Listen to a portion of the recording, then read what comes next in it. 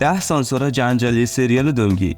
امروز میخوام بهتون 10 تا سانسور عجیب و غریب سریال دونگی رو بگم.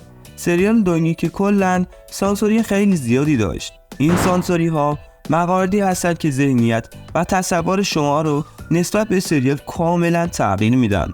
اما امروز به طور کامل و مفصل توی پک کنار هم میخوایم بهشون بپردازیم.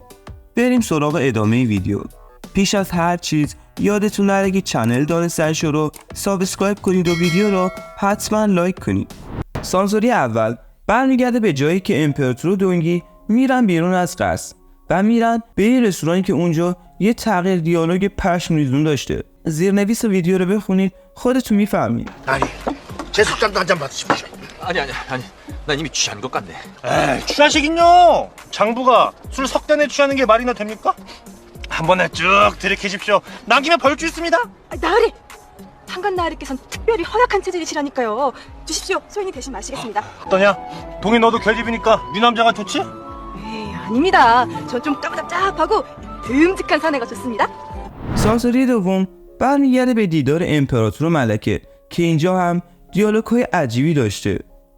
فکر میکردم به محض اینکه منو ببینی ازم قدردانی کنی. خب میشه حالا ازتون قدردانی کنم؟ نمیشه. نمیخوام از روی اجبار باشه. شماره 3. یکی دیگه از موارد جالب سانسوری سریال دونگی حواشی این دوتا نوازنده بوده.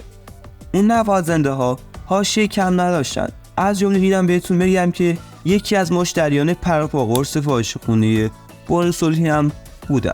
حتی اون نوازنده‌ای که سال خورده ترم بوده چندین بار سعی می‌کرده به بانو صلحی هم نزدیک بشه اما موفق نمیشه که شاید برای شما و تصورتون از شخصیت‌های اون عجیب و غریب باشه. سانسوری چهارم برمیگرده به مرگ ملکه که اینجا امپراتور براش گریه میکنه و اونو بغل میکنه. شماره 5. میدونستید ملکه اینهیون همسر اول امپراتور نبوده؟ شاید براتون شنیدن این جمله خیلی عجیب و غریب باشه اما باید بهتون بگم ملکه اینهیون که با شروع سریال دونگی به عنوان ملکه اول قصر شناخته شده بود و نشون داده شده بود در اصل همسر دوم امپراتور زوچون بوده. این موضوع که با تغییر دیالوگ ها دوبله سریال مخفی مونده در اصل حکایت از این داره که همسر اول امپراتور سوچانگ ملکه اینهیون بوده که تو سن 10 سالگی با امپراتور ازدواج میکنه اما به خاطر بیماری آبله میمیره و از دنیا میره. شاید براتون جالب باشه که بهتون بگم تو کتاب سلسله نامه چوسان نکته عجیب و رازآلودی گفته شده. زمانی که ملکه اینهیون تو سن 34 سالگی به طرز عجیبی با یه بیماری ناشناخته از دنیا میره. امپراتور سوچانگ هر شب کابوس اون رو میدید، جوری که تو کتاب ها ذکر شد امپراتور یه شب خواب ترسناکی رو میبیند. خواب میبینه که ملکه اینهیون با یه لباس سفید خونی تو نیمه شب اومده تو اتاقش و وقتی امپراتور ازش میپرسه چی شده ملکه دست امپراتور رو میگیره و اونو به اقامت بانو جانگ میبره و اونقدر فریاد میزنه تا امپراتور از خواب بپره. همون موقع امپراتور از خواب بیدار میشه و شبانه به اقامتگاه بانو جانگ میره و میبینه اونجا صدای موسیقی و رقص آواز برای شادی از مرگ ملکه اینهیون میاد. همونجا علایمی از دعا برای مرگ اینهیون در زمان حیاتش پیدا میشه که این عوامل در اصل باعث میشه حکم اعدام بانو جانگ صادر بشه. هرچند نظرات در این باره مختلفه ولی تو کتاب‌های سلسله نامه چوسان همچین کتاب یاون چوسان این موضوع نوشته.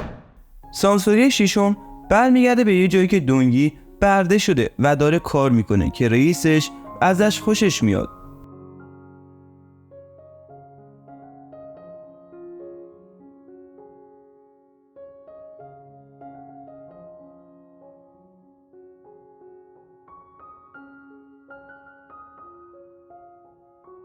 شماره 7. بیایید در مورد مادر بانو جانگ براتون میگم.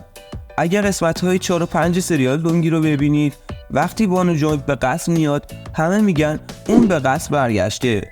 کلمه برگشتن یعنی که قبلا تو قصر بوده. حالا داستان چیه؟ داستان به این سکانس سریال مربوط میشه. قضیه اینه که مادر بانو جانگ یک برده بوده. طبق خود سریال دونگی در اصل یه همخوابه بوده.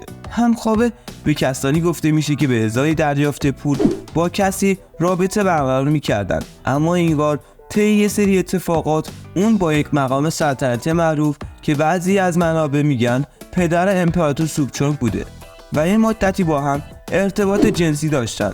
اون در حالی بود که دخترش بانو جانگ رو هم داشت برای همین شخصیت بانو جانگ برای درباریان و قصر آشنا میکرد و همه اون رو به عنوان دختر همخوابه میشناختن. شماره 8. بریم سراغ خود امپراتور سوبچونگ. امپراتور که ماشاءالله قربونش برم به خانم‌ها خیلی توجه خاصی داشت. جالب بدونید امپراتور سوبچونگ در از 5 تا زن رسمی داشت که با توجه به مورد اولی که بهتون گفتم تو سریال به هر 5 تا زن اشاره شده بود و در کنار اینها 10 تا زن صیغه‌ای هم داشت. البته این موضوع تو تاریخ اشاره شده و گاه به مراسمات جشن دقت کنین متوجه حضور زنای صیغه‌ای امپراتور در کنار ندیمه‌ها میشید. شماره 9. در مورد خود بانو جانگ هم بهتون بگم. همونطوری که متوجه شدین اون دختر یه همخوابه بوده، اما داستان ورود بانو جانگ به قصر طبق سریال دونگی جالبه و سانسوری‌های جالبی هم داشته. بانو جانگ توسط سورال به عنوان صیغه امپراتور سوبچونگ وارد قصر میشه، نه همسرش. همونطوری که گفتم امپراتور یه زن صیغه‌ای هم داشته با یه زن رسمی. جالب بدونید اون اوایل سریال دونگی به بانو جانگ صیغه‌ای هویی گفته میشد. این یعنی درست مثل مادر جانگ خود بانو جانگ هم به عنوان همخوابه سلطنتی وارد میشد و مقام رسمی نداشت، اما بعد از مدتی اون تبدیل به همسر رسمی امپراتور میشه که باعث میشه اسمش تو تاریخ ثبت بشه. البته اینم بهتون بگم که بانو جانگ تو تاریخ آدم بدی نبوده. شماره 10. یکی دیگه از مواردی که شاید قابل حدس بوده باشه علاقه چانسونگ به دونگی بوده. جالب بدونید طی بخش‌هایی از دیالوگ‌های اون تغییر کرده بوده. دونگی تو بچگی به پدرش و برادرش میگه که دوست داره وقتی بزرگ شد همسر چانسو بشه. خود چانسونگ هم همیشه از دونگی خوشش میومد، اما بعد از داستان امپراتور سوبچونگ و ابراز علاقه‌اش به دونگی به چانسو میگه که من همیشه مثل یه برادر به تو نگاه میکردم. یه جورایی حرفشو پس میگیره. در هر صورت اگر شاید دونگی با چانسو ازدواج کرده بود هرگز اسمش تو تاریخ ثبت نمیشد که بیان امروز براش سریال دونگی رو بسازن و ازش به عنوان بانوی موفق قصر یاد کنن. اینم بگم که من در مورد نسبت به چانسو و خاندانش خیلی تحقیق کردم، اما واقعا چانسو دوست برادر دونگی بوده و سانسوری خاصی نداشت تو این زمینه. و آخرین سانسور مربوط به حواشی و دخترباز بودن جانگ هیجاهه مربوط میشد که قابل حدس نبوده این موضوع. در هر صورت سریال دونگی یکی از بهترین و موفق ترین سریال های کره پخش شده تو ایران بوده که طرفداران خاص خودش هم داشته. خب دوستان رسیدیم آخر ویدیو. مرسی که تا اینجای ویدیو همراه ما بودید. با لایک و کامنت و سابسکرایب ازمون حمایت کنید.